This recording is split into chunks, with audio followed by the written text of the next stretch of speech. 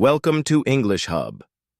Today we will learn about the life of Adolf Hitler, one of history's most notorious figures.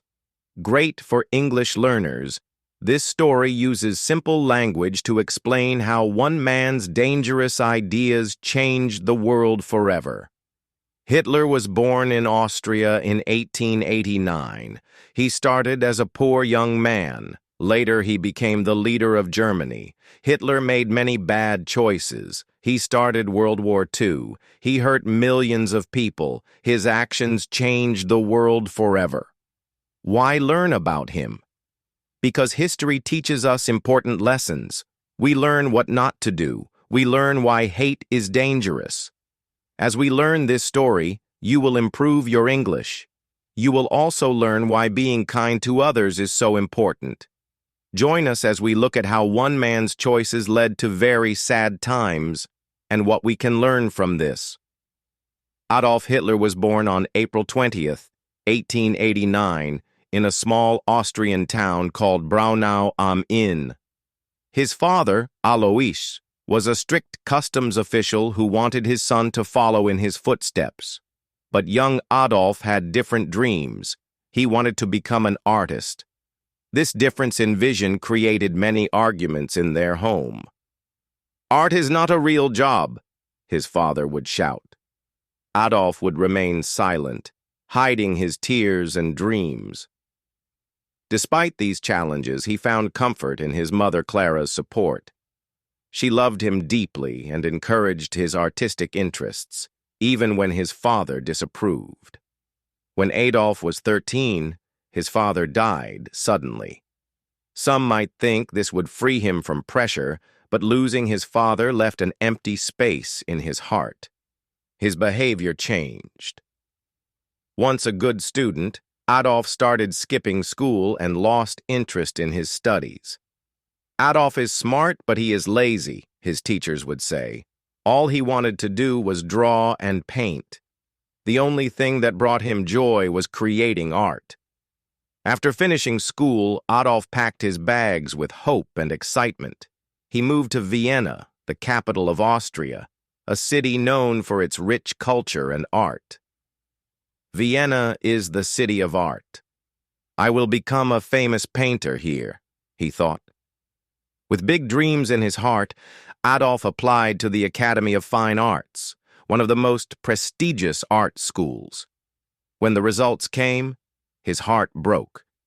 He had been rejected. "Your work is not good enough," the school told him. Adolf felt humiliated, but didn't give up. "I'll try again next year," he said to himself. Unfortunately, the following year brought the same result, another rejection. This second failure hit him hard. Without school or a job, Adolf's life became very difficult. He lived in tiny, dirty rooms and sometimes had to sleep on the streets. To survive, he painted postcards and sold them to tourists for small amounts of money. Why is life so unfair? He often wondered. During this difficult time, his mother also passed away after a long illness. Now truly alone, Adolf became bitter and angry. Instead of looking at his own shortcomings, he started to blame others for his failures. In 1914, World War I began, and Adolf saw this as a chance to give his life meaning. He joined the German army even though he was Austrian. He found purpose as a soldier. "Finally, I am part of something important," he thought. Adolf served as a message carrier, taking information across dangerous battlefields. His bravery earned him 2 medals, but in 1918, Germany lost the war, which filled Adolf with fury and disappointment. "Our leaders betrayed us," he would shout. He believed Germany needed someone strong to restore its power and glory. The end of the war left Germany in ruins, creating the perfect conditions for someone like Adolf to rise. After the war, Adolf returned to Germany, a country in chaos. People were poor and hungry, and many were angry about losing the war. Adolf saw an opportunity in this situation. He joined a small political group called the German Workers' Party.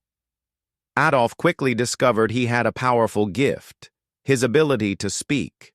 When he talked, people listened. His words were full of anger, passion, and promises. "Germany will rise again," he would declare. Slowly, more people started following him. The small political group grew, and Adolf changed its name to the National Socialist German Workers' Party, or Nazi Party for short. Adolf designed their symbol, a red flag with a black swastika. "This will become the most powerful symbol in the world," he declared. His speeches attracted thousands of people who believed in his vision of a strong Germany. But Adolf's ideas were dangerous. He blamed specific groups of people for Germany's problems and promoted the idea that Germany should be only for true Germans. This hate-filled message found fertile ground in a country suffering from economic hardship. After World War I, Germany faced severe problems. The country had to pay huge amounts of money to other nations because they lost the war. This made life very hard for ordinary Germans. Many people had no jobs, food was expensive, and families went hungry. Adolf saw this pain and used it to gain support. "It's not your fault," he told the people. "I know who is to blame." His words gave people hope, but they also directed their anger toward innocent groups. In 1923, Adolf tried to take control of the German government by force. This attempt, known as the Beer Hall Putsch, failed. Adolf was arrested and sent to jail for 9 months. While in prison, Adolf wrote a book called Mein Kampf, which means My Struggle. In this book, he outlined his ideas about making Germany powerful again and identified who he considered enemies of the German people. The book became popular, and many Germans started to believe in his ideas. After his release, Adolf worked even harder to grow the Nazi Party. The timing was perfect. In 1929, the Great Depression hit the world. Germany, still recovering from World War I, suffered terribly. Millions lost their jobs, and people became desperate. Adolf's speeches became more powerful and appealing. "Germany can be great again," he would shout. People clapped and cheered, believing in his promises of jobs, food, and restored national pride.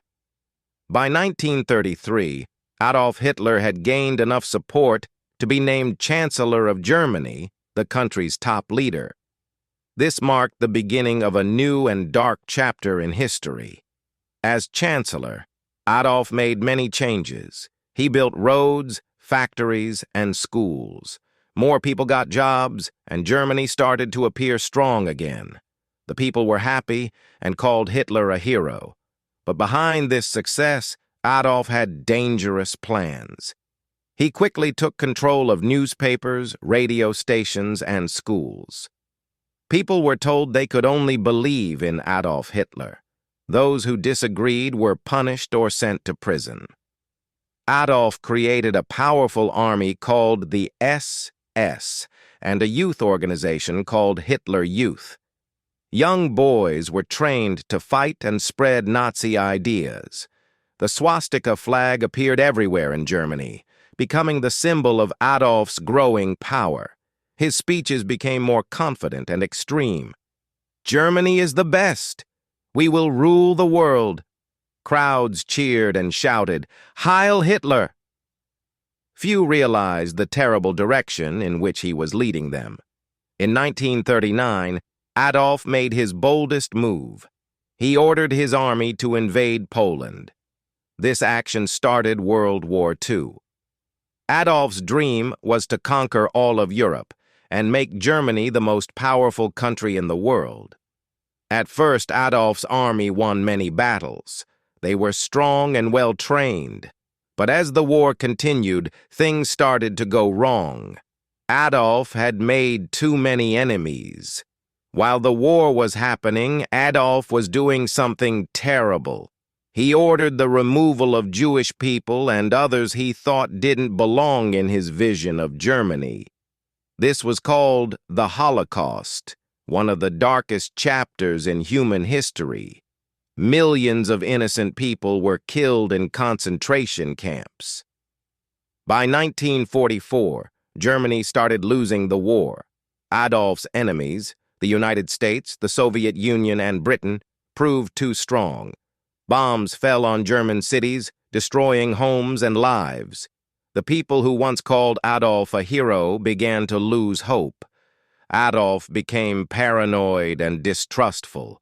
He spent most of his time hiding in his bunker, an underground shelter in Berlin. By 1945, Adolf Hitler's dreams of ruling the world were falling apart. His once powerful army was now losing battles everywhere. The Soviet Union pushed the German army back from the east, while American and British soldiers attacked from the west. German cities were bombed day and night. Many Germans began to question their loyalty. "Why did we follow him?" they asked. But Adolf refused to give up. From his bunker, he continued giving orders to his generals. "We will not surrender," he shouted, even though deep inside he knew the war was lost. In early 1945, Adolf stayed in his bunker deep underground in Berlin. Outside, the sound of gunfire grew louder each day as the Soviet army approached the city. "The end is near," his advisors whispered. Leaders from other countries urged Adolf to surrender and save the German people from more suffering. But Adolf refused, believing surrender showed weakness. "If Germany loses, it's because the people were not strong enough," he said coldly. By April 1945, Berlin was surrounded. The Soviet army attacked from all sides. Buildings collapsed, fires burned, and people fled for their lives. On April 29, 1945, Adolf made a surprising decision. He married Eva Braun, his longtime girlfriend, in the bunker. It was a simple ceremony with just a few witnesses. "You've always been by my side, Eva," Adolf said. Eva smiled, even though she knew this was not a happy occasion. After the wedding, Adolf and Eva spent hours together, talking about their lives and what they had done. They both knew the end was near. On April 30th, 1945, Adolf made his final decision. He called his closest followers into the bunker and told them, "I will not be captured alive." Adolf believed dying was better than being taken by his enemies. He and Eva went to a small room in the bunker. Moments later, they took their own lives. Adolf was 56 years old. When Soviet soldiers reached the bunker, they found Adolf and Eva's bodies. The war in Europe ended shortly after. Germany surrendered on May 8, 1945. The German people were left with nothing but ruins. Adolf's dream of making Germany powerful had instead brought destruction and sorrow. Millions of lives were lost because of his actions. After Adolf's death, the world worked to rebuild. Germany became a peaceful country. People remembered the horrors of the Holocaust and World War II to ensure such events would never happen again. Today, Adolf Hitler's name reminds us of the dangers of hatred, unchecked ambition, and the misuse of power. His story teaches us that every decision we make shapes our future. Adolf's choices led to pain and loss, not just for him, but for millions of others. Adolf Hitler's story is not one to admire, but to learn from. It shows us how dangerous it is when we let hatred guide our actions. It demonstrates what can happen when people follow a leader blindly without questioning their motives or methods. His rise to power teaches us to be careful about who we support and what ideas we embrace. When times are hard, it's easy to look for someone to blame. But pointing fingers at innocent groups only creates more suffering. The Holocaust reminds us to stand up for all people regardless of their background. When we see injustice, we must speak out. Silence in the face of cruelty makes us part of the problem. World War II shows us the high cost of conflict. Millions of lives were lost, soldiers and civilians alike. Entire cities were destroyed. Families were torn apart. War brings only suffering and should be avoided whenever possible. Hitler's story is dark, but it contains important lessons that can motivate us to create a better world. Here's what we can learn. First, we must be careful about who we follow. Don't be swayed by powerful speeches or big promises. Look at a leader's actions and values. Do they treat all people with respect? Do they listen to different opinions? Choose leaders who unite rather than divide. Second, stand up for what's right, even when it's difficult. Many Germans knew Hitler's actions were wrong, but stayed silent out of fear. Your voice matters. When you see injustice, speak out. One person can make a difference. Third, treat all people with kindness and respect. Hitler's hatred led to unimaginable suffering. Imagine how different history would be if people had rejected his message of hate. Be someone who brings people together rather than pushing them apart. Fourth, learn from history to create a better future. Understanding the past helps us avoid making the same mistakes. Take these lessons to heart and apply them in your own life. Finally, remember that even in the darkest times, there is hope. After Hitler, Germany rebuilt itself as a peaceful democracy. The world came together to say, "Never again" to such atrocities. This shows that healing and positive change are always possible. You have the power to make a difference. Every day you make choices about how to treat others, what ideas to support, and what kind of person to be. Choose compassion over hatred, understanding over judgment, and unity over division. Learn to think critically.